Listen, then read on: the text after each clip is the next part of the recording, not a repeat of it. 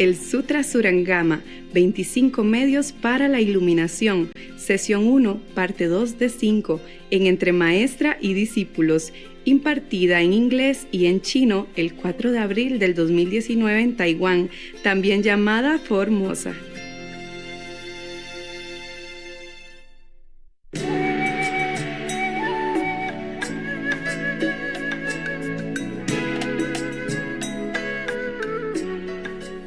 All right, so one of the bhikkhu, the monk, said to the Buddha, he and the other 5 bhikkhus arose from his seat, bowed at the Buddha's feet, and said to the Buddha. When 5 of them practiced the same method, I guess, so all 5 of them rose up first and told the Buddha what kind of method they did practice first, to get some enlightenment. So this bhikkhu name is Kaundinya. It don't matter, okay? Kaundinya. The Sanskrit name, when it's translated into English, is already not very correct. And my accent make it worse. So it doesn't matter. One of 5 bhikshus, and the first one, probably the leader of the group, with others of the 5 bhikshus, arose from his seat. I told something in between, instead of just read it. Oh, you want me to read it on? Just, no, the Buddha says something and then the Ananda answered, you want that? No, I have to explain sometime. Maybe I don't have to, but I just do. Maybe you know everything already, right? I love it. You love it? Yes. You love my calendar, right? The calendar. Okay, here come your calendar, yeah. And extra, yeah. So they rose. Kaundinya rose from his seat with the other 5 bhikkhu, bow at the Buddha's feet. A tradition in India, okay? When you want to pay respect or when you want to talk, you first stand up. Or if you already stand up, you bow to the teacher's feet, yeah, your master feet, and with respect, yeah? And then you talk. Or when you come first, when you first see the Buddha, you come in his house, for example, see the Buddha, you bow to him as the feet. Yeah, touch the feet of the Buddha, put on your forehead, like that. It's Indian tradition, to pay utmost respect. Okay, that's all right. So now, and he said to the Buddha, when I was in the deer park is when the Buddha also stayed there some time before, and preach some Dharma, some teaching there, okay? And they were there, the 5 monks were there. When I was in the deer park and the pheasant garden, these are all in, India or Nepal, huh? Not here. I observed the thirst come one immediately after his accomplishment of the way, meaning when the Buddha first came out of the Enlightenment, the first ever time, after practicing for 6 years, and then after sitting under the Bodhi tree, no eat, no drink for 40 plus days, and he became enlightened. Then he arose out of the Bodhi tree and he wandered around. Maybe he went to Deer Park and Pheasant Garden. And that's where he met these 5, the first 5. Actually, the story of these 5 bhikkhu, I probably told you before already. So I don't want to mention here, okay? They are the first one who get the Buddha's enlightening talk, yeah? When the Buddha preached the 4 Noble Truths, yeah. Anyway, okay, we have to cut some, otherwise my calendar become 2-3 years comprised together.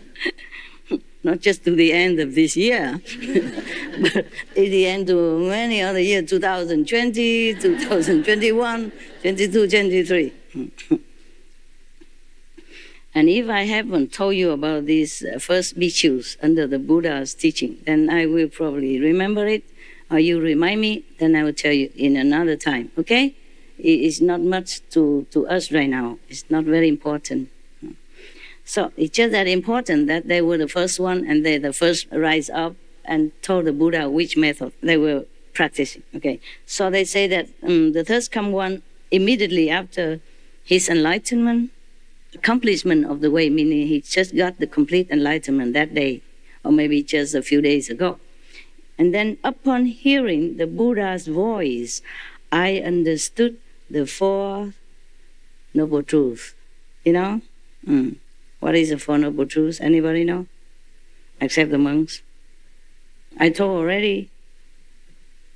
Didn't listen. Forgot. What is the Four Noble Truths? What's the first Noble Truth? Yeah, all of you have it. I don't even need to tell you. We all have. What is? First one? I give you my cup. The Dharma? Oh, no. That's not the Four Noble Truths. That's the only truth. Okay. Birth, old age, sickness. Yeah? Death. Okay. That's the four truths that nobody can escape. Okay? Right. Remember now? Yes. I keep my cup. Thank you.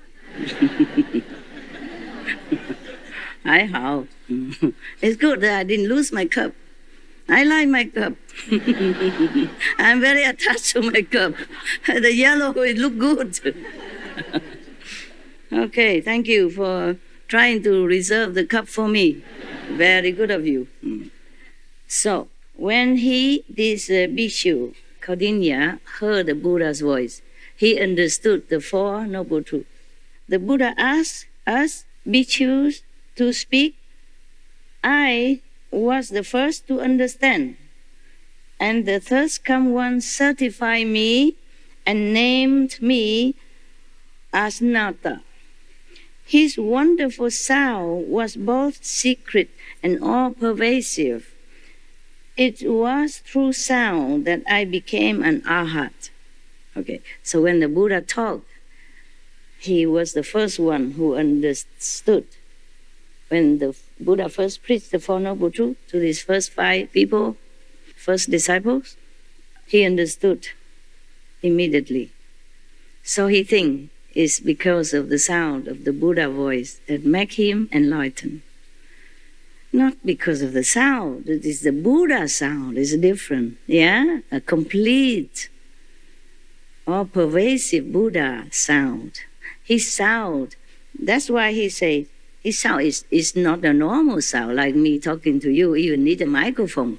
And you don't even understand. Many times I keep asking you, what did I just say? Something about the Qing dynasty. Huh? Yeah. Or the world when you were not born. Something, history. Okay. That's why I told you, don't listen to gossip. Because even you stand here, sit here right in front of me, I use microphone. And even you understand English, you also did not hear nothing. I don't know where your mind, but you did not. Not all of you understood. I don't know, what are you listening? What are you listening? Ah. Listen to you, Master. Yeah, that's what you say. And you did not listen to me. I don't know. You're thinking of boyfriend in Africa. New boyfriend. Or maybe would-be, will-be boyfriend. Future boyfriend. Future wife. I don't know. Because I asked you today also, you did not answer correctly. I wonder. That's why I said to you, don't listen to people talk, especially negative things about other people. Even if you hear it, even with your own ears, or see with your own eyes, things are not the way it looks like, or seems like, yeah? It could be wrong. You could be wrong. Some criminals, so-called criminals, went to prison for nothing because a witness say that it's him. But it wasn't him. Maybe look alike.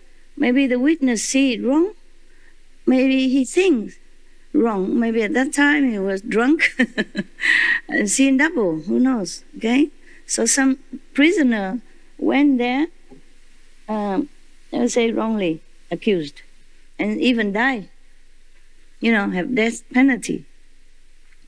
That's why some countries, they abolish completely death penalty to avoid this unfortunate, event, unfortunate things happen to innocent people. So he said because of the sound that he became arhat. But you have to listen well. Listen well. He said that the Buddha sound, his wonderful sound, the voice, was both secret and all-pervasive. It was through sound, but this is different sound. You see that? All-pervasive and secret. How can that be? How can that be secret when the Buddha was preaching? Anybody know the cup is going? Hmm?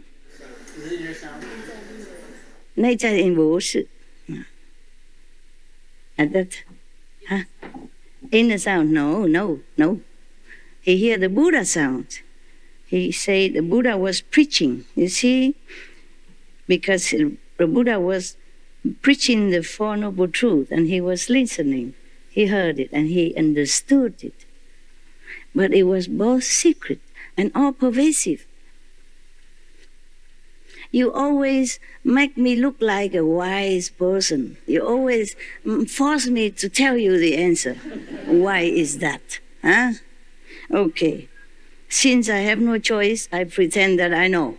All right? And you just have to take it because you don't answer me. So you have to take whatever answer I give because that's what I knew. Okay? I guess when the Buddha was preaching, because Buddha just came out from enlightenment, with all this energy in him, conserved all these 6 years and 40 days intensive meditation. He just came out. So the whole beings of him is full of blessing, Buddha power, light, and wisdom. Incredible at that time. So these 5 lucky bhikkhus, practitioners, got it all. At least as much as they can absorb at that time. So when the Buddha was preaching, he entered samadhi then.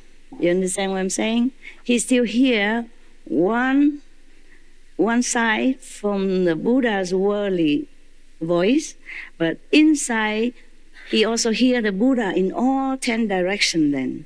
Because when the Buddha says something, it's not just the humans that hear, the animals hear them.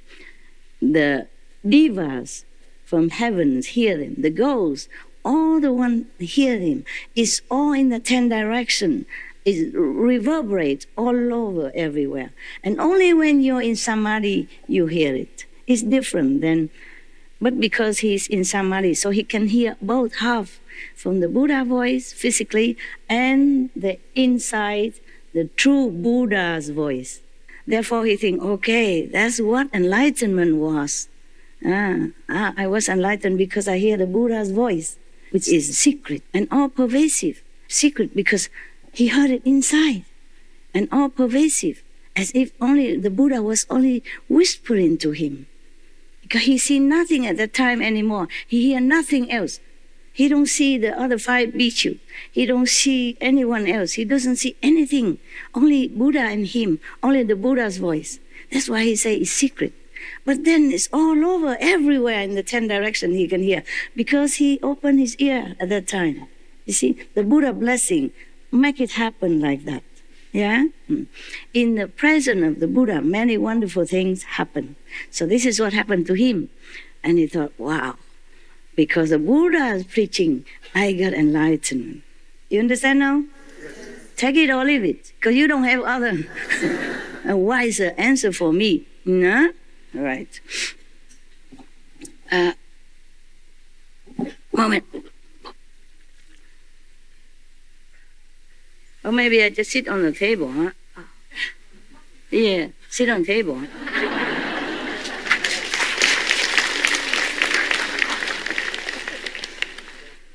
Now I can sit like a Buddha. Oh. Thank you. Please. Okay, so the Buddha asked us about perfect penetration, as I have been certified to it. Sound, voice, voice, is the superior means for him. Is it? What if you don't have anybody ever talk to you? What if you stay in the jungle? Only animal or bird singing. How would you get enlightenment then? Huh? See? Okay. But the Buddha will tell you later. I'm not saying, oh my God, I forgot. I told the end of the movies. Oh, but that's just one. There are many more to come. Okay, so now another bhikkhu. Whoever stayed with the Buddha at that time are only bhikkhus. Okay, not bhikkhuni. Bhikkhuni come later. Nuns come later. When his mother, the stepmother, came and begged him for becoming a nun to follow him, that's when the nuns began. Before, Hindu don't have any nuns because it's inconvenient. They think the woman in India cannot go out without any other man or family member, understand? Otherwise they'll be looked out upon and harassed or molested. And still nowadays. Less, of course, less than before. Yeah, they're more liberal now. But in some remoter area, maybe such custom still prevail. And any woman go alone is a no-no in India. It's not respectful. So, at that time, whoever stay, even if I don't say it's a monk, you should know it's a monk, okay? Because here it doesn't say a monk Upanishad. It just say Upanishad. Then you should know he's one of the monks. Whoever stayed with Buddha at that time, Buddha don't have house, Buddha don't have food for you, don't have nobody cook for you there. So if you want to stay there, you have to be a monk. Meaning you go out, beg for your own food, take care of yourself. Buddha don't do any physical caring for his monks.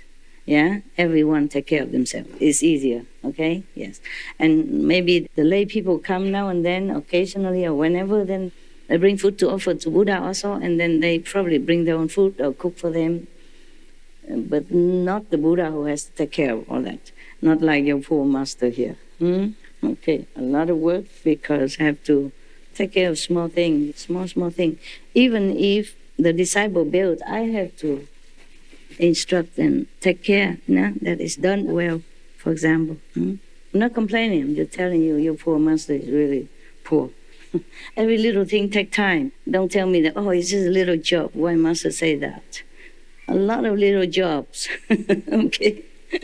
A lot of little jobs, even for dogs, how they have to be comfortable, where, it's a new place, and many things are not as ready as in an old place, okay? But I'm very happy, okay? I'm not complaining anything at all.